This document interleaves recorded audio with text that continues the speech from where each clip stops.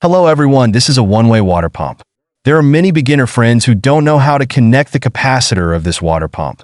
So today I will demonstrate it to you. Let's test it with electricity first. This water pump is running normally, right? How do we connect the capacitor of this water pump?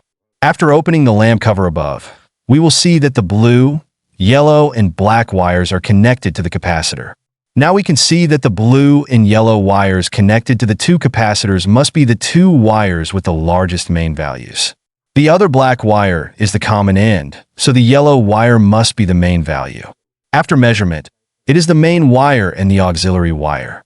Let's disassemble this wire and actually measure it. It's quite tight. Let's disassemble all the wires and demonstrate the measurement to you again. Now these three wires are mixed up, and I don't know which wire it is. Let's measure it. Let's use the ohm range of the multimeter to measure its organization.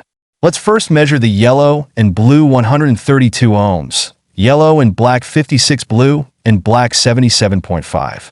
So now the measurement result is that the blue and yellow organization is the largest, right? Then the black is the common end. The black common end, we need to connect a power line. These two connect to the capacitor. At the same time, we find out and start measuring the yellow 56 blue 77 from the common end. So the yellow is the main one and the blue is the rich main one. Now we connect the capacitor to the two largest capacitor lines. Then we take the power line and accept the light end and connect it to the main group one. That's it. Change it and try it again. It's running. If you like this video, just click like and give a follow. We will explain the practical experience and technology of motor repair in next video and show you how to repair the motor quickly.